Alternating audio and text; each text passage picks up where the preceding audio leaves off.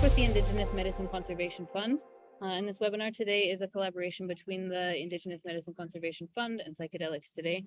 Stepping in at the last minute to moderate for Jasmine Viridi, who moderated the first part of this series and who's a really wonderful person who put a lot of work into helping create some of the questions for the flow of this dialogue. And so I'm just really grateful to be here with all of you, and I'd like to take a moment and thank the attendees for taking interest in this topic, for taking your time to listen to these different perspectives, and a really big thank you to each of the panelists for taking the time to be with us and share something with us today. So this is, like I said, it's the second part of a two-part series. And the series in total is called Appreciation versus Appropriation. And it's kind of inspired by this current moment with the psychedelic movement and the interest or debt that it has to Indigenous cultures and traditional spiritual medicine practices.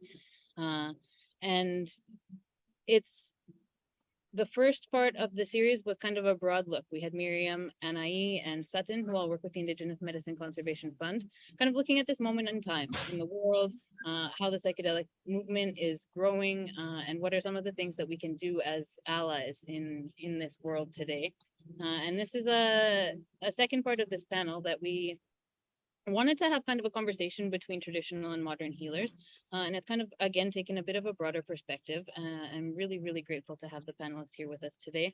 We have Mona Polacca, who is a Hopi Havasupai Tewa elder, and she has a master in social work degree and has worked to further social justice for Indigenous people from an early age. And she's one of the members of the International Council of 13 Indigenous Grandmothers.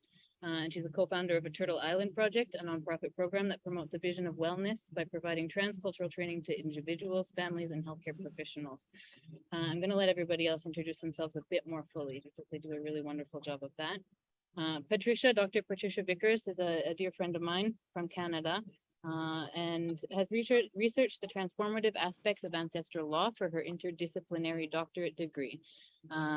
She's from Gitsala, and she can correct me on how to pronounce that properly, from Northwestern British Columbia.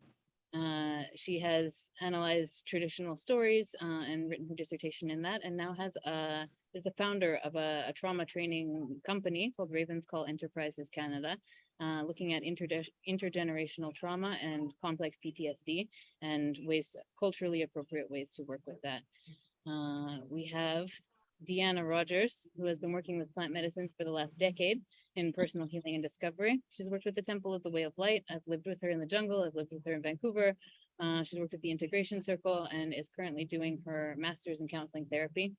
She's inspired by work with Indigenous healers, training with Dr. Gabor Mate in his compassionate inquiry, somatic experiencing, and continues to learn and grow to be able to better serve people in integration. She also is working in developed clinical programming with Numinus, which is one of the leading psychedelic clinics in Canada. And we have Rogelia Valera Gonzalez, who is an Onaya, or traditional healer, ancestral doctor from the Shipibo Nation. And Rogelia is here with us today to share about her own experiences. She's a traditional Shipibo healer, but is not here representing the Shipibo people or in the name of every Shipibo healer, but is someone that's here and able to talk about her own experiences and her own perspectives on traditional healing. And so I've worked with her as well in different settings. I've worked with her in the temple, in Western circles. I've seen her work in her home-based clinic, and she's a really, really talented plant maestra, bone doctor, and ayahuasca healer, and knows a lot about how to heal a lot of different illnesses. So I'm really grateful to have her here with us today. So maybe, do you guys want to give just a quick additional introduction to yourselves? I'll call you in the order that we just introduced you in. If there's anything I missed or anything else that you'd like to add about being here with us today. The first is Mona Polacca. Good morning. Thanks for being here. Good morning. I just want to say that this work is very important. It's very important for us to have some dialogue about the plant medicine and some of the current issues that are coming up regarding plant medicine, that that there's been a recent report that came out by the United Nations Special Rapporteur on Religion. The report is, it's a report on Indigenous religions or beliefs. And so it's, I think it's important to be in dialogue with the people who are actually carrying out this work. And like most other issues regarding Indigenous people, there are few voices of the Indigenous people that are brought to the forefront in addressing these issues at these various levels of policy and law related to Indigenous plant-based medicine, and as well as other our other medicine ways that we use. I just wanted to say that. Thank you. Thank you, Mona. Thanks for being here. Patricia? Hello, everyone. Just to say that I'm from the meeting of two cultures. My mother was an English woman who fell in love with my father, who is from Gitkerla. And also to say that I'm not a plant medicine person, but my whole approach, I shouldn't say that. I do personally use plants for cleansing, and I've been taught how to do that. But as far as administering to others, generally that's not me. There are others who are trained and have been mentored to do that. I'm here to speak mainly about ancestral law and the whole approach to going in to support healing in Indigenous communities here in British Columbia. Thanks. Rogelia, ¿algo que quieres decir sobre usted? Me escucha. I forgot to mention, folks, if there's anybody who's listening and speaks only Spanish, there's an interpretation option at the bottom of your Zoom window. Looks like a little globe. And you can select if you'd like to listen in English or in Spanish or in both. Oh, Deanna, can you hear me? Can I hear you? Mm-hmm. Yeah. Yeah, is there anything else you'd like to introduce yourself? And then I'll just step into the room where Rogelia is. Okay, got it. Okay.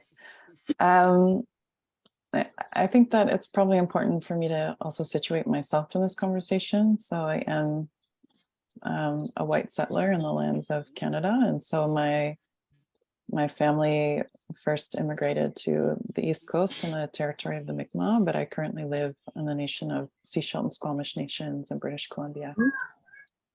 And yeah, I guess I'm in a process of my entry into this work was through traditional medicines with Indigenous healers, and now I'm working in a clinical context in Canada. And so I'm just curious in terms of how these worlds meet. And I think that's going to be an ongoing exploration for a long time within myself, but I'm really honored to be here with this group of women, and thanks for having us, and thanks Tanya for stepping in. And I also want to invite you, if there's something you want to add to the conversation today, please do. Yo vengo. So I come from San Francisco. My hometown is Santana, but now I live in San Francisco. This is where I am. Same place with Tanya. And now there's a lot of rain.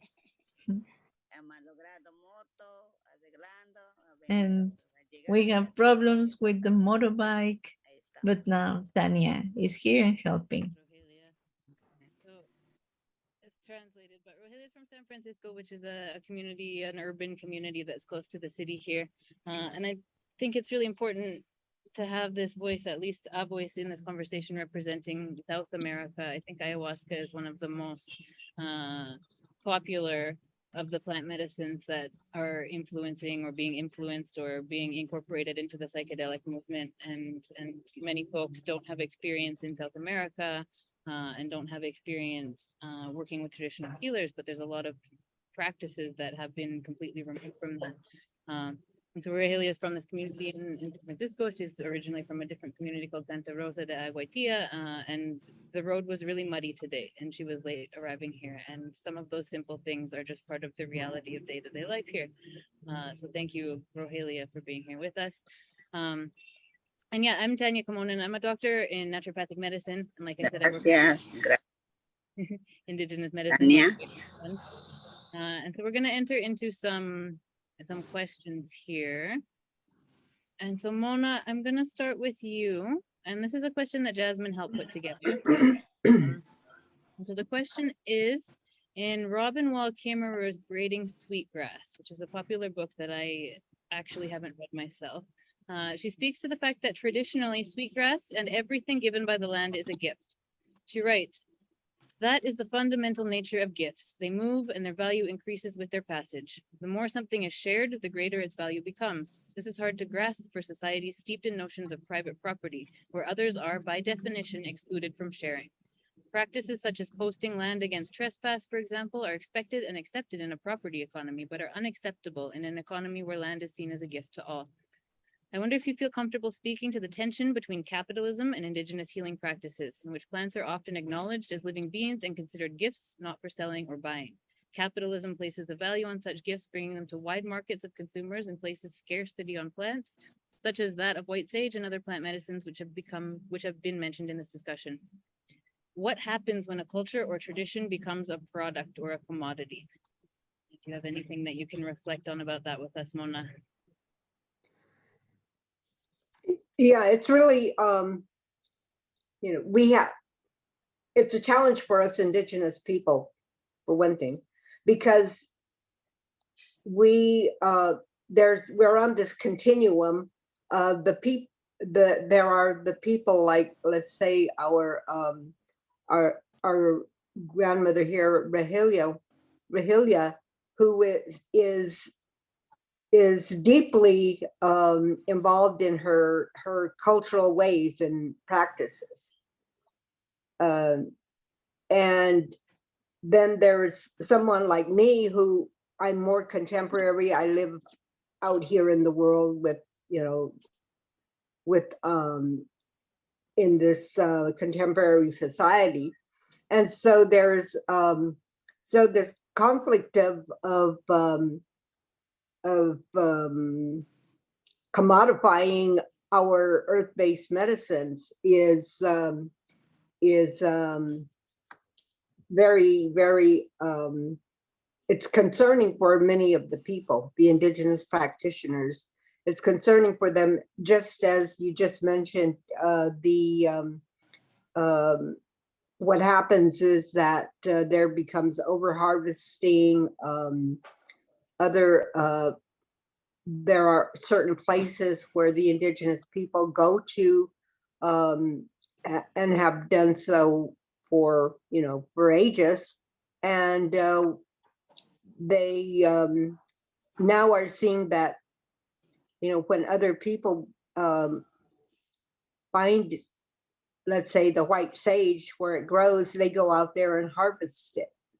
And so when these practitioners go to harvest, it's not as abundant as it once was. The other thing is that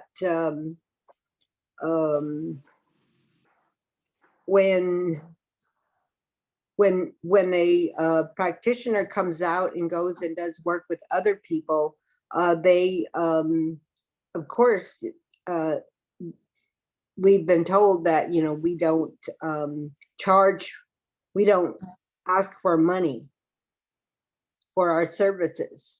But on the other hand, in order for them to go out and do these work, we have our basic, our basic needs. You have to have some food, you have to have a place to stay, all of these kinds of, you know, basic needs that, that will, are necessary when you go out of your home place to another location. And so in that case, then, you know, it is necessary for there to be a money exchange to cover your expenses. And I was told that myself by an elder because I asked him about that, about if it was okay, you know, what do you think about this, about people paying medicine people for ceremony? And he said, it's not paying for the ceremony, it's paying for their gas, it's paying for their food, it's paying for, you know, whatever their needs are. And he said, you know, it's okay to do that when you have to go somewhere else. So, so it's kind of, you know, the people who are going out and doing ceremonies other places, and it's not necessarily ceremonies just for non-Indigenous people, but for other Indigenous people. Oftentimes there's the Indigenous communities call on some other community to come and help them, and that's you know, they too have to provide for the person who's coming or persons who are coming. So yeah, it's an important conversation, and with things the way they are now today in our society, we have to go ahead and meet our needs when we're outside of our communities. You know, an elder said, you know, she can go to if she's not feeling well, she goes to a hospital or a clinic. When she gets there, they give her papers to fill out all kinds of questions, and she's then when they ask her if she has money to pay for her care or the medicine that they're going to give her, and she said, it's not like that in our ways. When I'm not feeling well at home, I can go out to a cedar tree. I go to the cedar tree and ask it, tell it that I'm having a hard time. I need your help. And the cedar tree, it doesn't ask me any questions.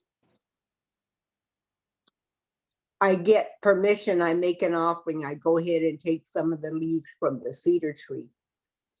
I bless myself with it. I take it and I prepare it. I prepare it so I can go ahead and have a tea from it, or I can go ahead and use it to smudge with, or I can go ahead and use it to even bathe in. It doesn't ask me any questions. It just helps me. And so those are some of the the conflicts that we are facing with our Indigenous medicine. That's all. Thank you, Mona. I think there's so many important themes in what you just shared. And among those, I mean, looking at medicines as a commodity or as a product, and something that happens when Western or dominant culture starts to commercialize something. It's just like we can take as much as we want, and we can overharvest it and we can make money off of it. And it doesn't matter what the effect on the people who traditionally use those plants are. It doesn't matter what the effect on the environment or the earth is. And that's not just with medicines, you know, that happens with timber trees, that happens with fish, that happens with animals, that happens with everything. When we don't have, like you were sharing at the end, this relationship of exchange with nature, make an offering first and take what you need, and don't take more than you need to be able to sell to other people. And then something that really stood out for me is this. Here's my other generation that's offering me a gift right now as we speak. Gracias. Yeah, ahí voy a poner en casa. Viene Santa Claus. Yeah. Yeah, gracias. Estoy conversando ahora, mi amor. Yeah, Santa Claus is gonna come in the nighttime, he said. So something really beautiful that you shared, and I think something that's also missing from Western culture across the board, really. But I can speak to all of Western culture, but at least my own experience and a lot of what I know. You mentioned consulting with an elder when you weren't sure if something that you were doing was right or not, and being able to consult with that older generation and look for how I can move forward in a good way, how I can be in right relationship with myself and with the world. And that's something I think I'd like to move on to Patricia. Maybe you can talk a bit about your experience. You founded this intergenerational healing Raven's Call Enterprises, not Raven's Song Enterprises. And you have experience working as the director of mental health, First Nations Health in Canada. And I think, I mean, for people that don't know in Canada, and I think it's similar in the United States, but hasn't quite come to the forefront yet, but especially in the past couple of years, there's been this big movement or uprising looking at and the very, very recent history of Indian residential schools and the impact of cultural genocide and complex intergenerational trauma that's beyond what I can imagine. I can have sympathy and empathy and allyship for Indigenous needs. I can never have the lived experience of being an Indigenous person. And I think that's something that's good to be aware of as an ally. I will never know what it's like to be in that lived experience.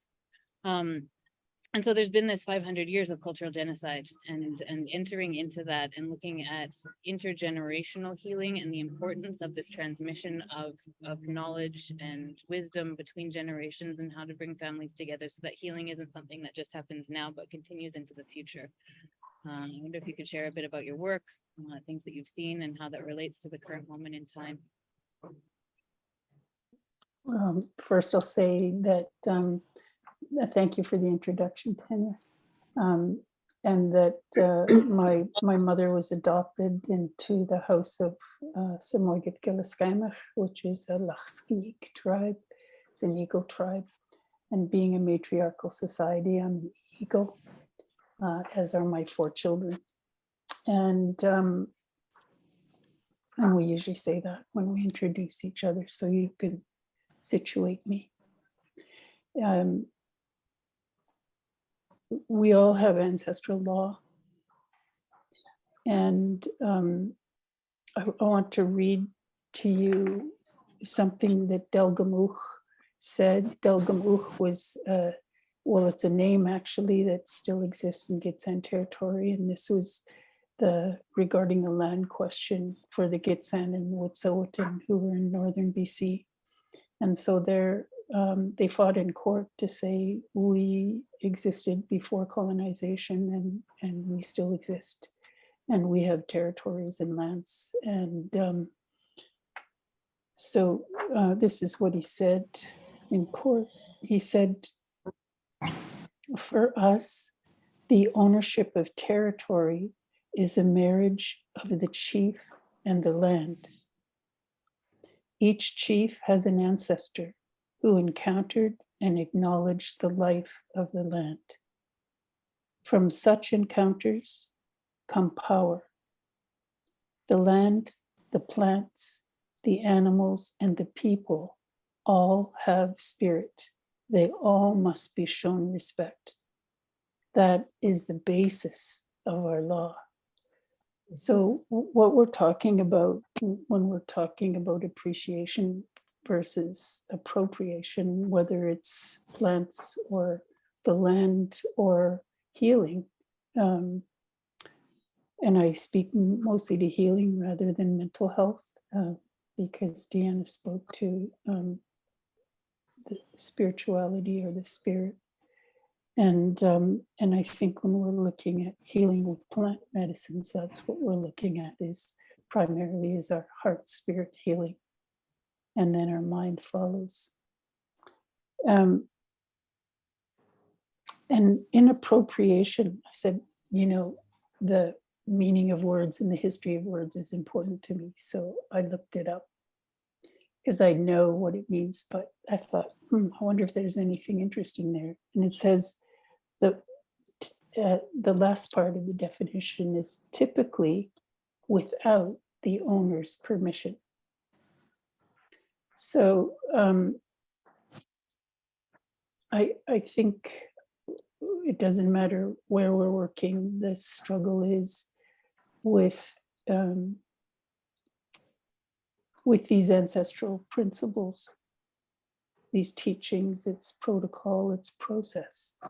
So we talk about paying somebody for medicine. Well, what we learn through ceremony, whether it's fasting, whether it's cleansing, is that we open ourselves to, we say, "Simwegit dimlacha," we open ourselves to a power greater than ourselves, outside of ourselves. And we ask this question, what do I pay this person? Or what do I owe this person? And we listen because there's going to be an answer. So there isn't this process in larger society because people haven't been taught. So I think what's important is when we're looking at exchange, it's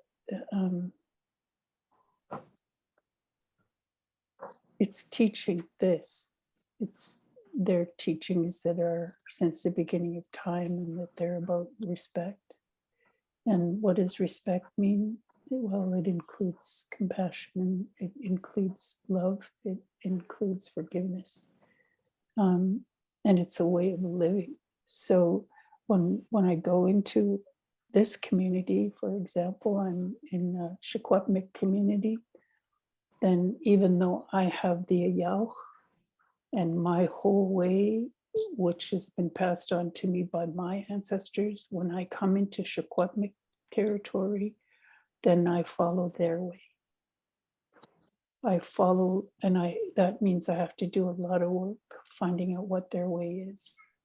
And I'm here to be guided.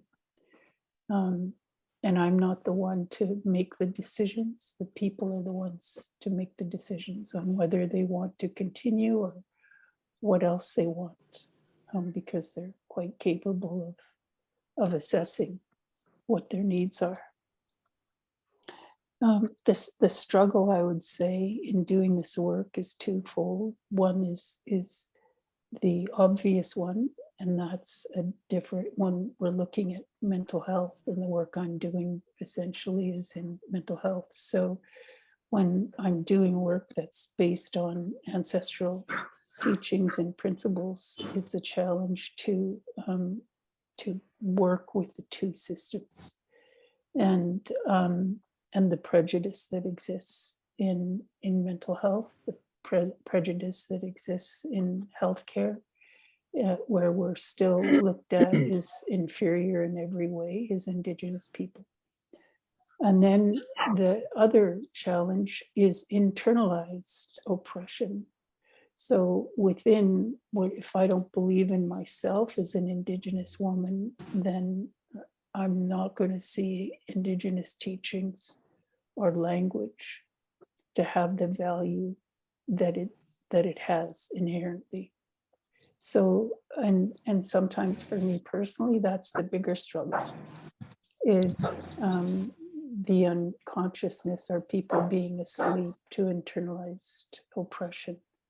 But always the hope, which is continuously there, is that beautiful line, that beautiful sacred line that I just grab hold of. It's those ancestral teachings, it's the ceremonies, it's the medicine people, it's the elders, it's the language speakers. All of that is a part of that sacred line that I grab a hold of when I'm hurt. So I would say those are the biggest challenges, and the way forward is respect. Is if I'm in Mona's territory or Helia's territory, then I'm going to look to them to be my leads, to say, this is who you need to speak to, this is how you need to do this or that. That's it for now. Thank you. Helpful. additional conversation. I have a question for you, and I don't know if you can answer it, and if you can't answer it, it's okay. But looking at this law or this custom or this protocol of when you arrive in someone's home, in their land, and you follow their protocols, you follow their ways of doing things. How do you see the other side of that when, like ayahuasca, for example, is exported?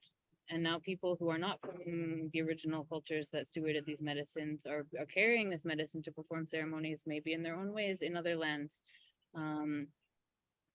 What do you think? And if you can't answer it, I understand it's a big question and it's not your culture to even speak about. So but it's something I just want to bring to the table, where people are double removed from a culture. They go somewhere, learn something, and then take it away, and then are doing it in their own way. Who are they accountable to? Yeah, I mean, it's a big question. When I was in my second year of somatic experiencing training, I was speaking with these non-Indigenous people who were a part of sweat lodges. And I said, oh, where did you do them? Well, they weren't even done by Indigenous people. And I said, oh, why didn't you do that? And then I realized, oh, because they didn't want to go into the poverty. They didn't want to face the oppression. They wanted the convenience they didn't want the inconvenience. So they didn't want to have to face that. So I think that's one of the issues. And then we have our own people who are not following ancestral teachings. You know, when you move a medicine from the land, it changes the whole dynamic of it. And so it's how to maintain that connection. I think that's what's really important. So I think it's for me, I have a sadness around this. Used to be anger, but I found it wasn't serving me well. So I have a sense that I dropped deeper, and it's Eric Fromm's to have or to be. And so are we talking about having instead of being? I'm not sure.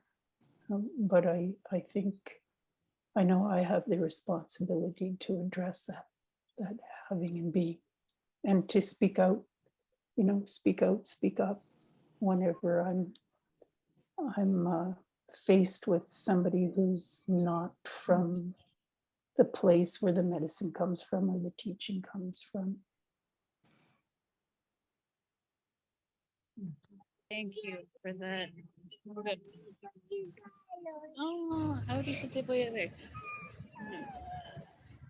So I invite everybody who's with us to just take a moment and, if it's possible, touch into that sadness, or just let the emotional content of what's being talked about here hit you.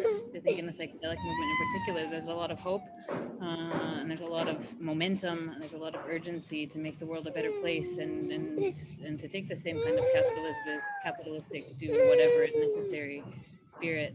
So just those that are there to take a moment and just let that be. Related to that, one of the things I want to ask Rohalie about, and I'm gonna ask her personally in 1 second here, but just so that you guys can hear the context for it. One of the things that I've observed, so I live in Polacca. We do work with our organization Unishobo in Shipibo communities, and I think it's the same in North America. It's the same with Indigenous cultures around the world. The disproportionate levels of illnesses and of access to healthcare with privileged Western populations. And so then we have this phenomenon of Westerners, relatively ridiculously wealthy Westerners, even those that struggle with money, who have a lot of financial wealth, who can go to places like Latin America, to Peru, to the jungle, have a traditional.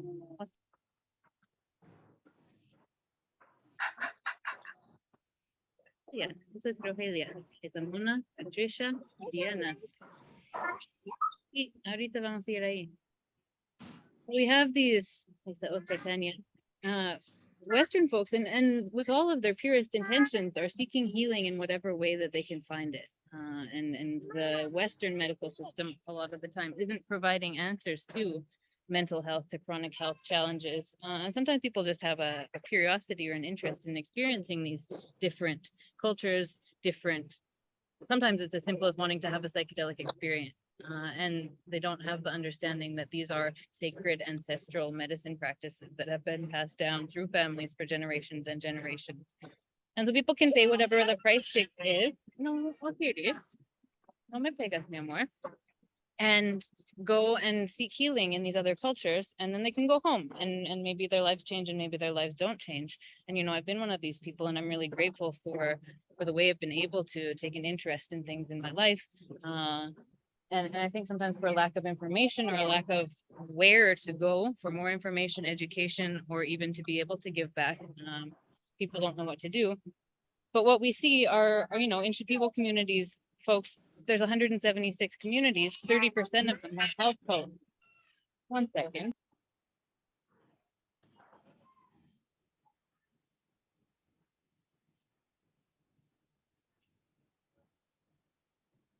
He's very upset because his gift became unwrapped. And similarly, in First Nations communities in the north, there's drastic unattendance of healthcare. There's inaccess to healthcare services, and then even with healthcare services, there's insufficient cultural understanding of how to really treat folks. And so Rohelia has recently traveled with another organization here into the communities and treats people into her community. So what I'd like to invite Rohelia to speak about is just a bit about what you've seen in the general Shipibo population in terms of illnesses, in terms of what kinds of things that people need. Just as a bit of an education for folks that come to the jungle, don't really get any firsthand experience, but they do have ceremonies and positive healing experiences and then go home. I'm gonna just speak to Rohelia through the window because the door is shut. La pregunta es, ¿ustedes fueron un poco desde tus viajes y desde tus experiencias tratando de tu casa, tus pacientes, qué clases de enfermedades estás viendo y cómo es la situación de atención de salud? Se puede hablar. Dianita, ya le cuento lo que viene. What I can say about this is that we have these women who came with cancer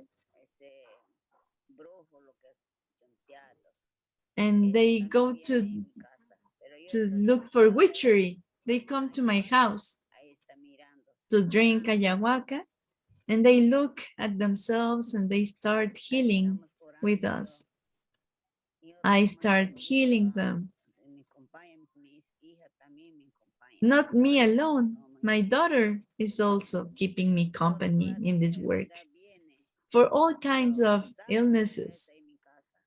But they go home and they are healthy. They stay here for a week, 4 days. This is how I use my plant medicine to heal everything, headaches, swollen members. I use all kinds of plant medicine for this.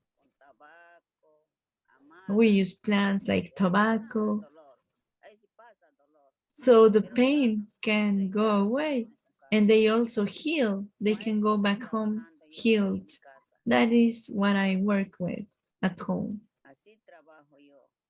This is the way I work. All the time, during the daytime, during the nighttime. This is what we do at home.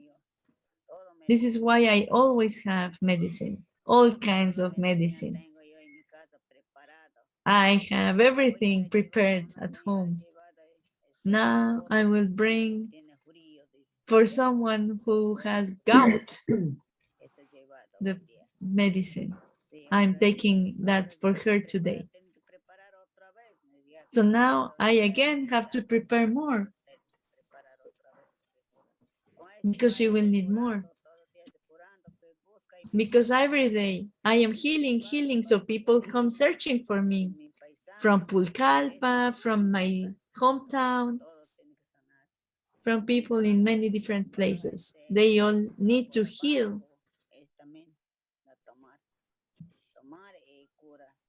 So they can drink and heal. So they don't die. They heal. When they drink, when they make dieta, they heal. Because if they don't observe a dieta, they won't heal. Because there's this man who didn't pay attention to everything. And now he's just about to die because he didn't observe all the prescriptions that we recommended.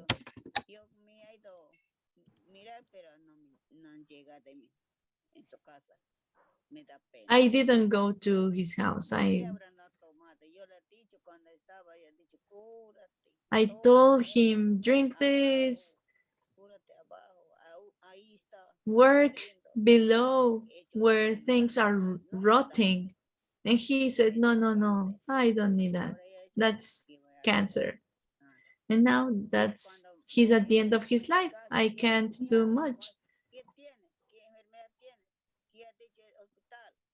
Like, I go to his house and I ask, what's the problem? And they said at the hospital, they say that it's nothing. And I know that it's something that can heal. I have seen so many women coming here and healing, coming here at my house in Santa Rosa. I was healing everything and no one was dying.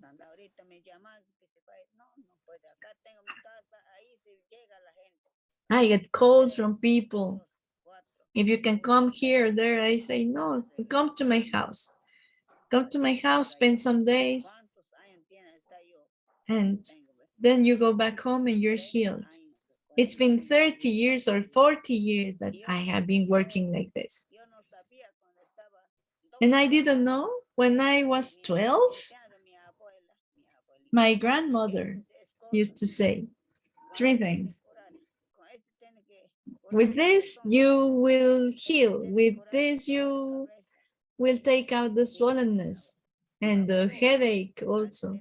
You should breathe some steam. And she started steaming plants. And this is how I learned with her and how I started drinking ayahuasca with her from a very young age. My family didn't even know. My family was against these practices. They would sing me, oh, she's so thin, maybe she's not eating enough. But I was doing so many things. But this is how I learned. And now my son, my daughters, they are also learning how to heal. They are not here just now. They wanted to come. And anytime they will show up here. They also know how to prepare the plants that are healing others. And I tell them they need to learn. They need to learn about plants, which plant is good for this and for that. One for steaming, one for healing. This is something I teach to my children. This is how it has been at home. This is how we heal. Because then other people go somewhere else and they don't know how to heal. Sometimes people who are sick, they come to my home and they tell me, oh, I have been going from one doctor to the other, but I can't heal. And here I am healing properly. This is what people tell to me. I have been with so many doctors, but here I can see my swollenness is fading out. Only a few days later, and they are healed already. They are healthy.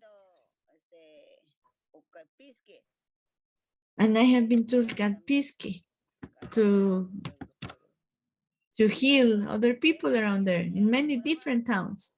I have gone down the hill close to Iquitos. I have been there healing people. And I could see my fellow community members. They don't have the plants. They have nothing.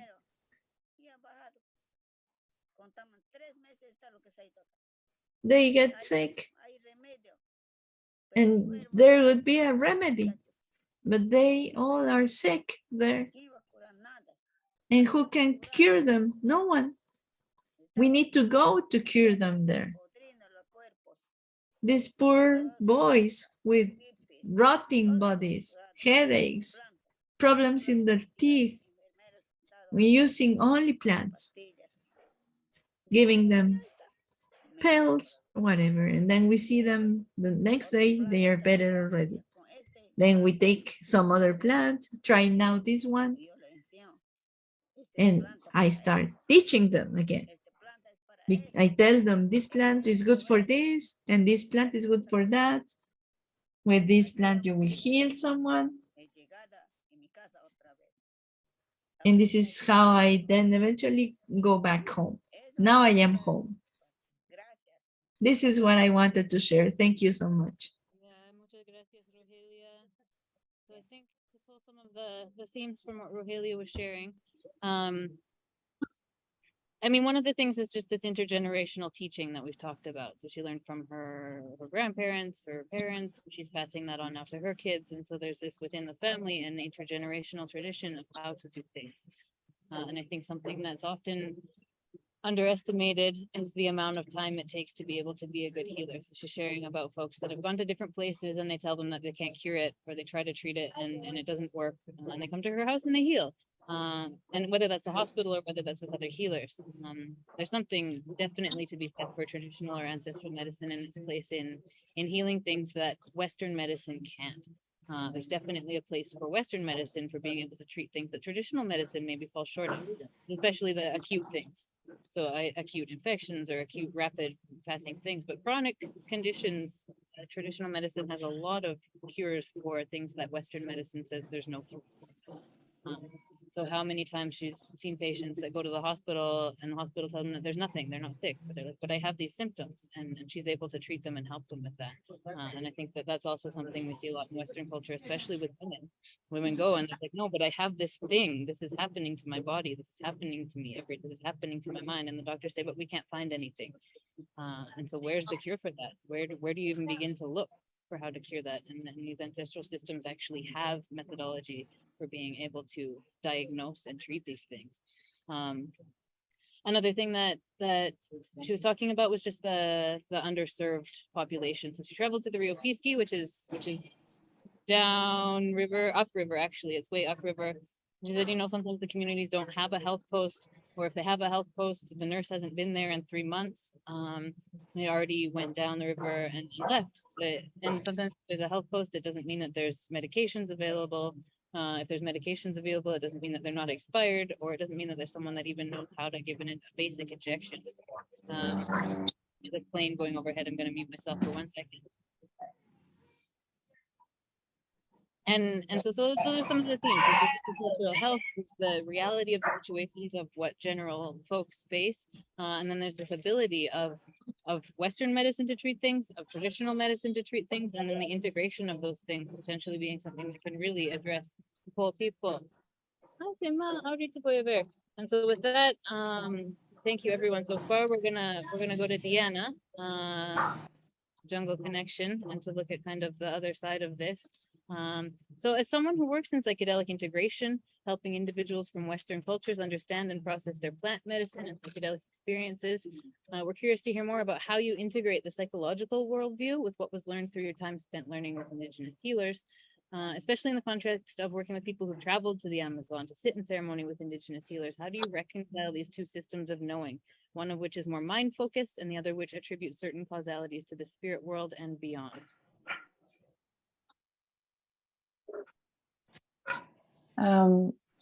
Yeah, I just want to start by saying thanks to everyone who shared so far. And in terms of that question, I guess I don't approach my practice strictly from a mind perspective. I guess that's the integration. And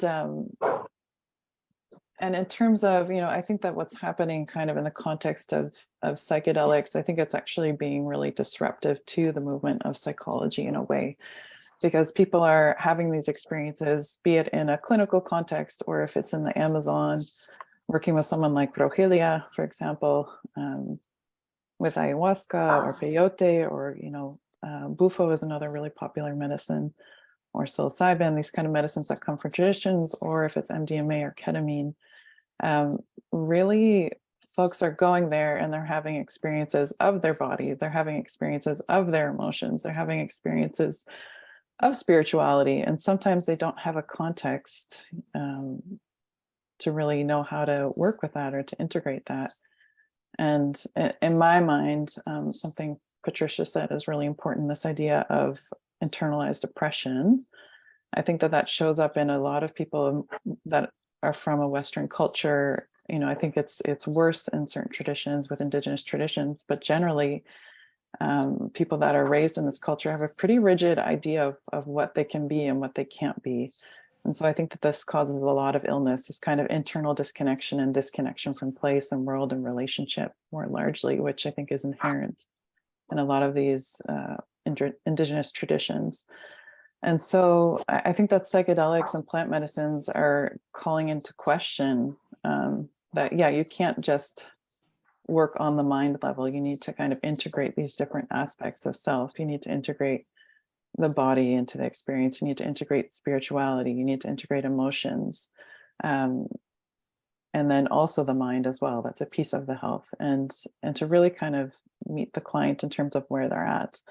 I've had a lot of clients from Western cultures who have had probably, I would say, like religious trauma, or they don't really know how to relate to their spirituality. And all of a sudden they go to a ceremony experience and they have a direct experience of God, and they don't know what to do with that, or they have this sense of that they're interconnected with all beings, which is a very common experience that people have when they work with these medicines. And so I think a lot of the work is really about kind of translating and really meeting of these worlds. And in terms of, I think plant medicines are asking psychology to broaden the perspective. And I think that movement is happening more generally within psychology, that there's a lot more modalities that are being integrated, like somatic therapies. There's a lot of Buddhist psychology that's really influencing this kind of third wave therapy movements that are happening right now, which are a lot about acceptance, around turning towards, around facing difficulty, which I think, again, it's kind of asking folks to kind of be in relationship and be in connection with what's happening with them, versus I think what capitalist society teaches, which is about how to disconnect and to avoid a lot of the time. And so I don't know, I think this is going to be the question for my lifetime is how to integrate these worlds, and what's the medicine from both. And I think I personally am excited that there is scientific research happening that kind of proves what people have known for a very long time. I'm also not in the camp that I think that psychedelic and plant medicines are for everyone. I think they need to be treated with a lot of respect, a lot of care. And I think that they're also just not fit for someone's psychology or internal world.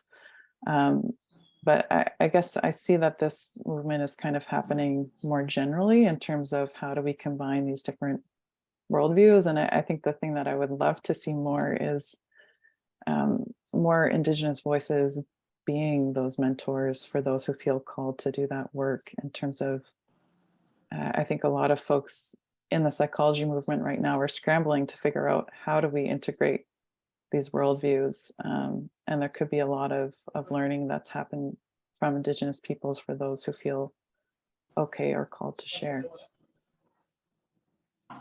Something in there that you said that related to something that Patricia said for me, where you're talking about acceptance or turning toward, and then this other side of Western, like using what's convenient to be able to partake in Indigenous spirituality. I wonder if you have any reflections on that, on just being able to accept and turn toward all that is, and then also this kind of Western tendency to cherry pick things that are convenient. Yeah. I think one of the things I really appreciate about, oh, did we lose Rogelia? I think we did. Okay, I'll just keep going. In terms of, one thing I really appreciate about when I did work and studied within the Shipibo system, and also in Peru, I studied with someone who tobacco was their main medicine.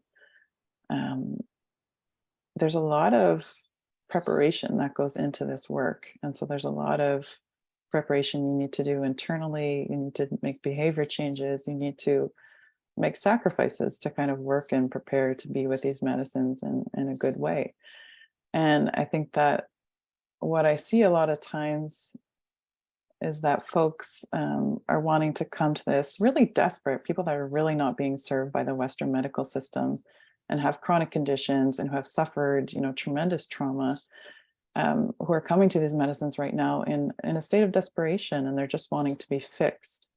And, I don't blame them, but there's kind of the way that these medicines are being talked about is that it's a magic kind of fix all and cure all. And I think one thing that can be really learned from the more traditional approaches is that context of that discipline that it takes, the practice it takes, the time it takes, the effort, the sacrifice that really surrounds the whole experience. It's not just the ingestion of a plant or a medicine. It's all of the things that go around it and surround it. And so, yeah, I do definitely see a lot of folks that are just wanting to get that next experience and wanting to kind of do it in their own way, and don't always respect traditions, or are just really coming from a place of desperation. And again, I don't blame them. A lot of people are not being served and are seeking a different way of being because they're suffering. And so I think that it's kind of how can we start to really do this work of bridging these worlds? And then how can we also meet in different ways? So maybe it's not plant medicines. Like I'm curious, Patricia, I'd love to actually hear more about how you're working people within combining those methodologies. I don't know if it's okay to ask you that now. I think it is. Looks like Tanya's busy. So is it okay to turn over to you, Patricia? Yeah. Sure. I would say that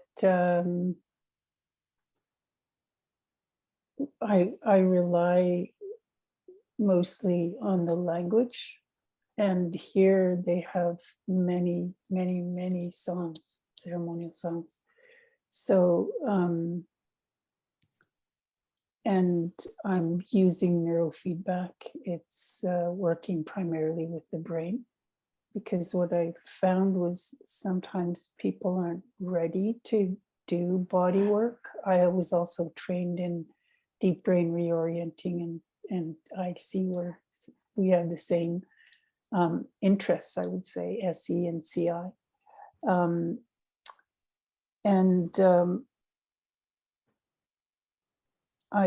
I found neurofeedback helped me.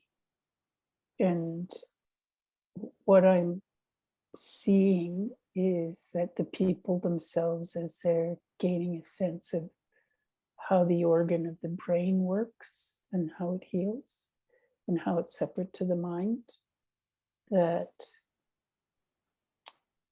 their ancestral teachings are actually becoming stronger as they gain this sense of who they truly are. So I'm just watching things.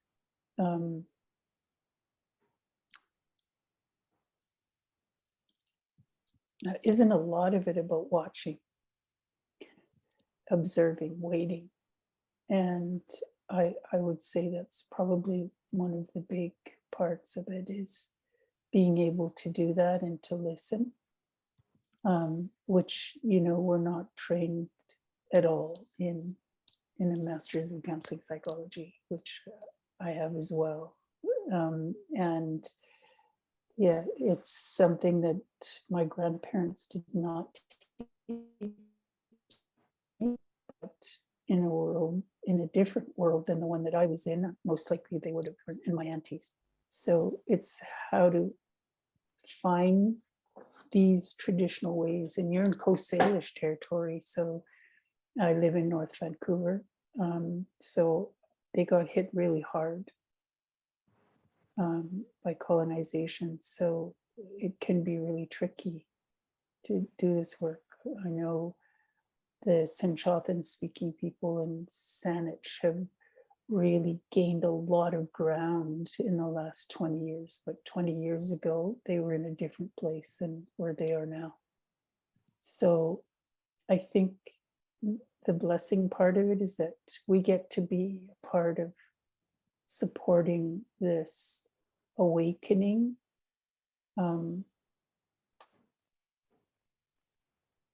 Yeah, they say returning to, but I don't know that it's returning to as much as awakening to. It's like trauma is numbed a person, you know, and traditionally where I'm from, we say they lost a part of their soul.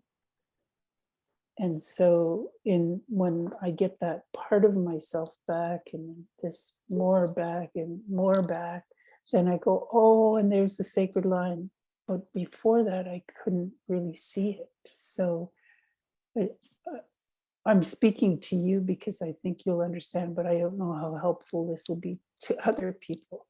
But essentially, that's how I do the work, is believing that their ancestral teachings, whether they got hit hard by colonization, or they still have a good solid ground of the language. Because in Canada and North America, in Indian residential schools, our children were forbidden to speak their language. They were beaten. Some were killed. And or else they lost the hearing because they were hit on the side of the head. Broken bones happened for speaking the language. So, you know, to be in a community where there's still a good core of fluent speakers really helps a whole lot. I wonder, we're going to enter into a question and answer period. If you guys have questions in the audience, type them into the chat. And meanwhile, I wonder if any of the panelists have any questions for each other before we move into audience questions. I think that would be really wonderful to take this opportunity to learn from each other as well. And I'm gonna see what my child needs for 1 second. Osi, yo te voy a ayudar, pero por favor. There is a question here. Maybe I can just read it and kind of support moderating a little bit. Are there any initiatives to help directly connect interested non-Indigenous healers, facilitators with Indigenous mentors? I think I understand the question. Someone is asking about some form of training that is offered. Yeah, I think that's the question for non-Indigenous folks. Oh, I guess when we talk about something as being traditional in Indigenous ways, it's not necessarily offered as in Western education. Oftentimes, if there's maybe there's a retreat that's talking about traditional healing and medicines, mainly to inform, mainly to educate about how we continue to have these ways and how they are, part of our survival, actually. You can't expect to go to a 3-day, maybe immersion kind of a workshop and be given a certificate that says you are now certified in these ways. There is so much involved in these use of the medicines, the ceremonies, and so it's not like, you know, you can expect to be trained in maybe even like Western education. 4 years, you get a bachelor's degree, and you keep studying, you become, you know, master, and then become a doctor. It's not necessarily that way. Part of the, I mean, it's like, okay, so like our good sister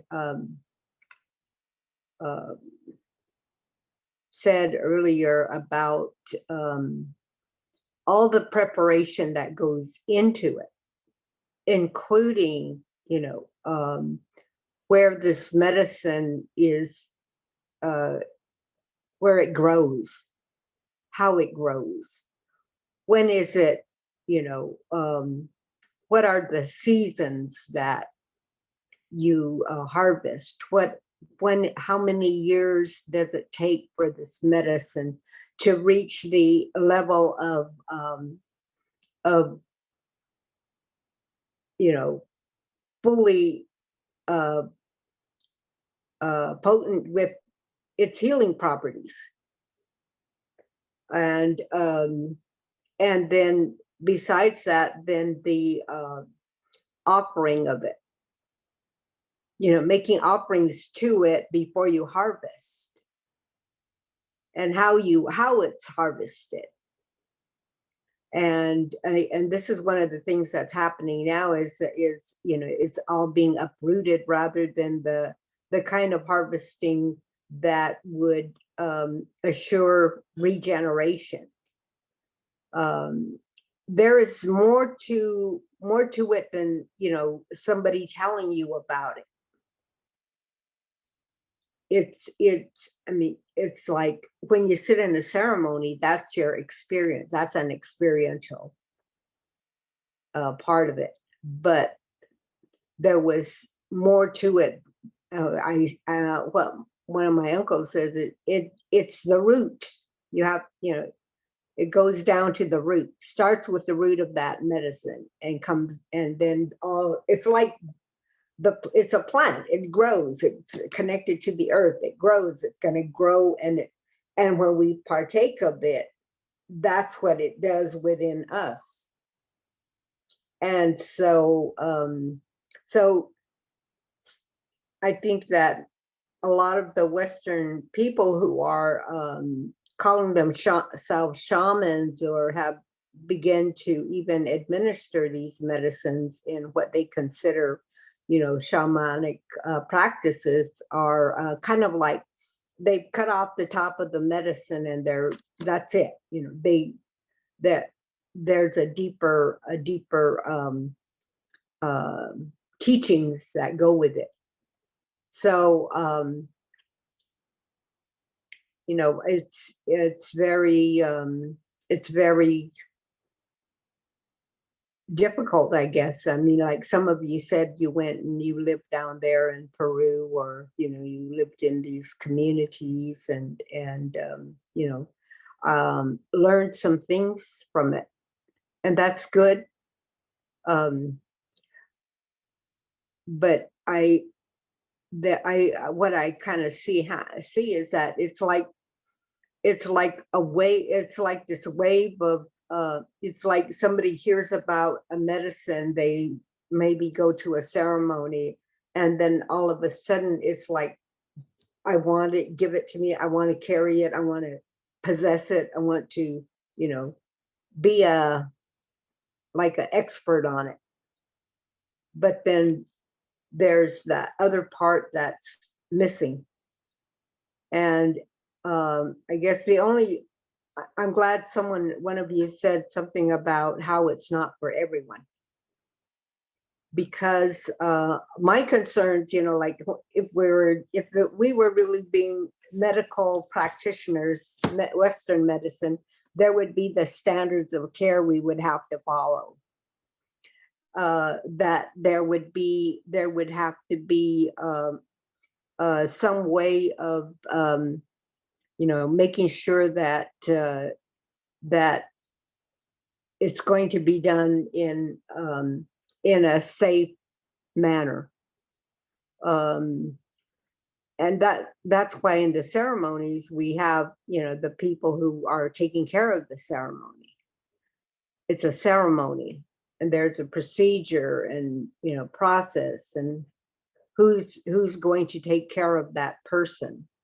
And if they just give them the medicine but don't know how to respond to perhaps someone who is really, really going through some sort of cleansing, and they can't respond to it, then there could be some, risks involved. So, those are some of the things that I think need to be considered in these in creating these perhaps training models that people are seeking. Switch to listening in Spanish now to be able to accommodate Rogelia. My phone died. So thank you, Tanya, for the interpretation as well. There's a couple other questions that have come in the chat. I'm going to go to this one from Albert Wheeler. And Ricardo, I'm going to invite you, if you could add a little bit more to your question about why you would like to do that. And we'll go to that. But first, for Albert, who is a lawyer near Seattle, Washington. So the non-independent appropriation of the plant medicines, psilocybin, ayahuasca, etc., is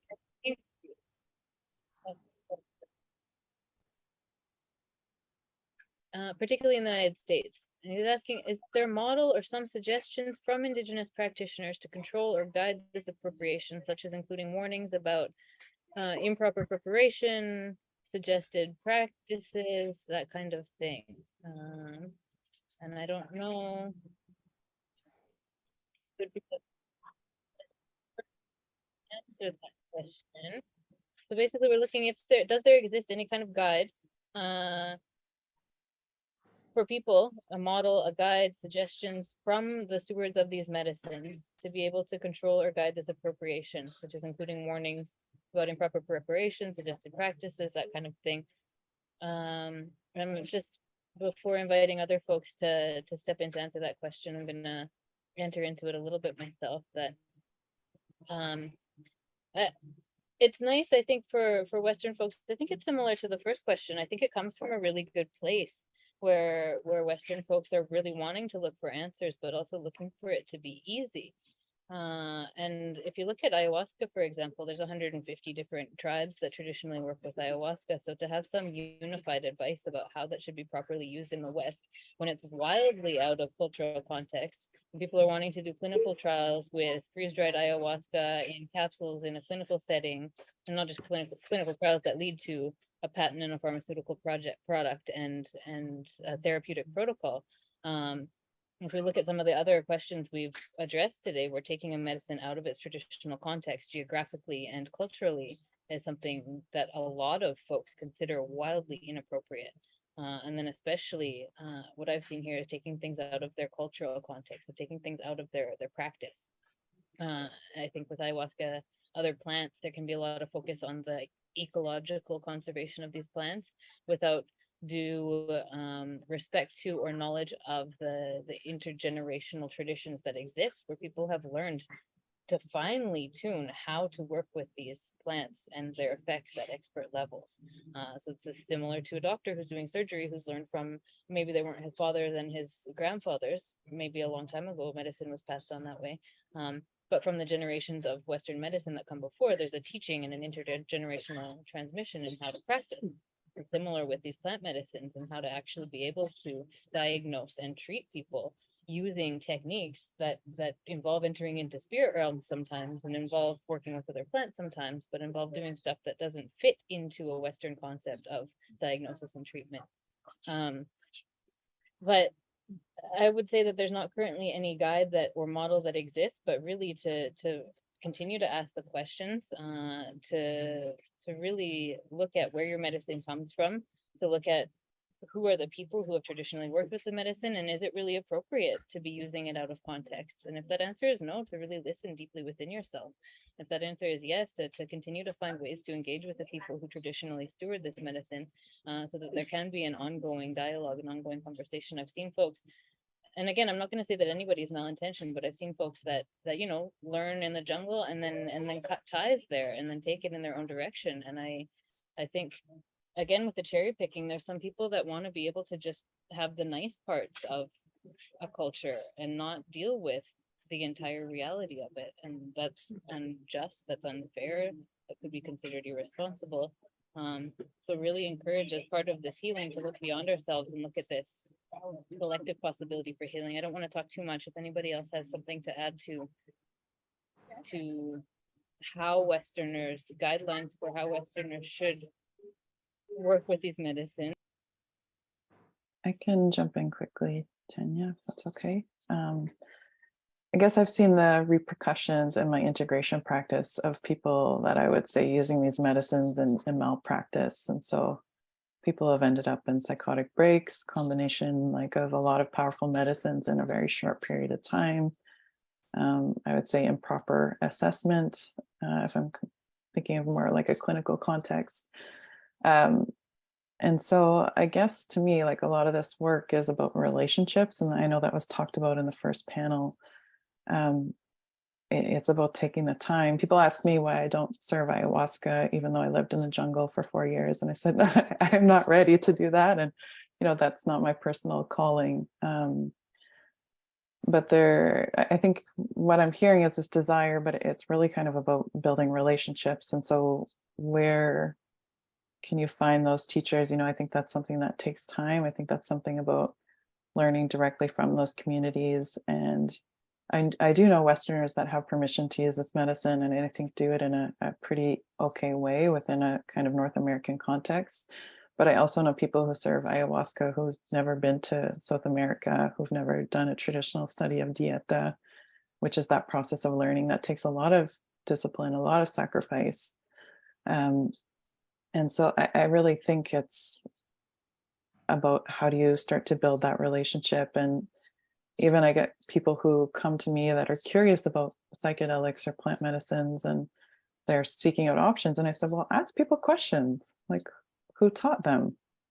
Mhm. Did they have permission?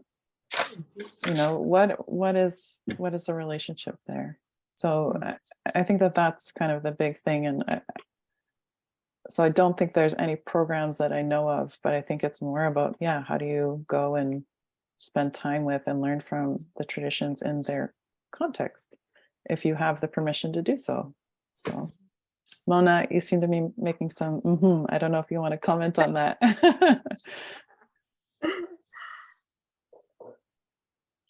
I mean, there were some things that I thought about while you were speaking. And it's, I think, I'm thinking, how do you explain about, sort of the generational kind of, the generational teachings that go with using these medicines in ceremony. And so I guess an analogy I could use is, someone who is let's say a Catholic priest, or, someone who's a minister of sorts, would go, the Catholic priest, there are certain things they have to go through, and they take, certain vows and all that, in order to get to the level that they're at in the religion. So it's I mean, if you think about that, then you know, hopefully you could kind of get a grasp and understand about how the intergenerational knowledge and teachings and understandings about using the medicine or in the ceremony, the ritual that's involved in it.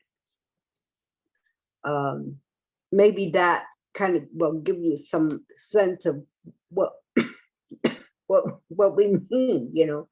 The other part is, you know, the respecting, and part of respecting the medicine and these these non-Indigenous practitioners who are, one of the things that I was taught is that you always pay respect to your teachers, your elders. You give them credit for passing this on to you. And in that way, what I would tell, in that way, it's good. When you can pay respect, honor the ones who taught you, and that you give credit to them, and that way it's not so, you know, that's part of humility. That's part of your humility when you acknowledge that there was this traditional knowledge that has come from a long line. That's what I was told. I mean, I was told this by I was in an ayahuasca ceremony, and that's what the medicine told me. It said, you know, I come from a long line of my people. I come from a long line of my people, a long line of tradition. And it's important to respect it. So someone asked me in that ceremony to sing a peyote song. And I said, I can't sing a peyote song. This is not peyote medicine. That the peyote songs are for that peyote. I can't sing a peyote song for the ayahuasca. You have the songs that go with it. And it tells me it comes from a long line of tradition, a long line of teachings. I said, I am not going to be one to break that. I'm not going to break that line by singing a peyote song in this ceremony. So that's all part of the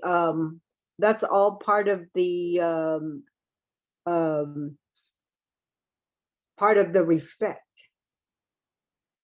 And so, you know, I think it's important to make sure that you know the line that it comes from in any of these medicines and ceremonies. Thank you. Thank you so much, Mona. I want to put that teaching into practice, just honoring the people that have taught me things, especially here. I mean, my partner is a huge teacher, and being here, I'm really careful about what kinds of things I try to reflect on and share about as a foreigner here in this land. So just thank you a lot to him for teaching me the things that he's taught me and giving me some power to be in this space here. There's one question. We have 2 minutes left. It said most people cannot access these healing tools because of the expense, prohibition, or lack of access to Indigenous communities. How are you increasing access for the millions of traumatized and sick people worldwide? And that might be a bit of a triggering question to some folks. I think what we've been talking about here is the lack of access that Indigenous communities have to basic health services and sometimes their own traditional health services. And a lot of the focus of the work of the Indigenous Medicine Conservation Fund is to ensure that Indigenous people, their medicine and their knowledges thrive for generations to come. And sometimes that might mean decreasing access for Westerners and for outsiders to their ceremonies and their customs.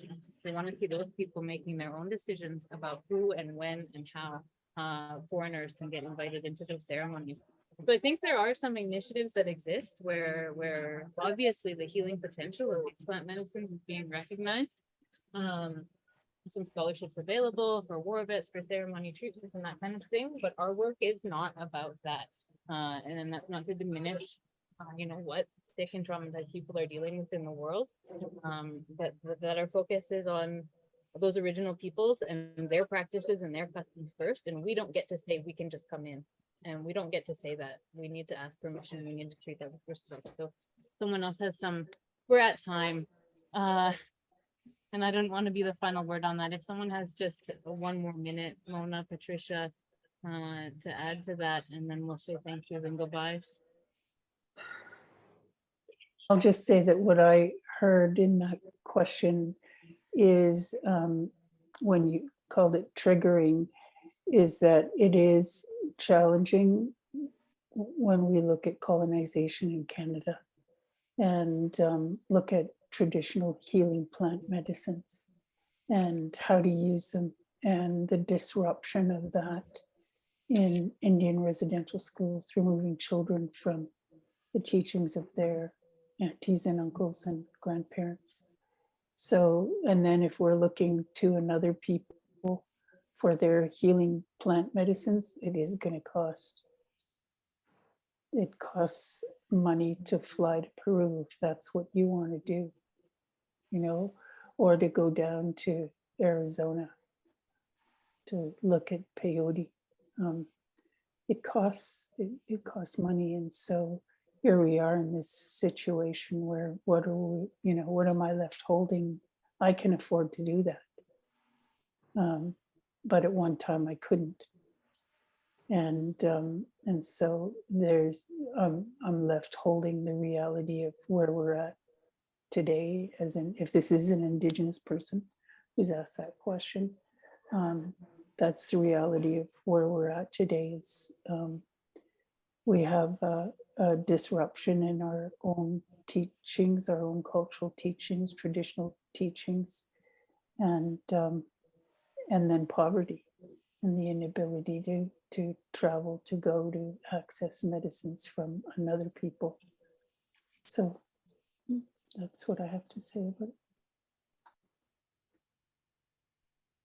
Yeah, thank you, Patricia. I do have to go. I have clients. So Thank you so much. thanks, everybody. Thank you. Thank you so much, everybody. Gracias, Bye-bye. Rogelia, por estar presente. Ya estamos terminando. Thank you for this conversation. Yes, So thank important, you. so important. Thank you. Mhm. You, Thank you. blessings. Ciao, Rogelia. Besitos. Yeah. Thank you, Mona. Thank you. Take care. Blessings. Hi, Jasmine. I hope you're feeling okay. Okay. Take care, everyone. Bye.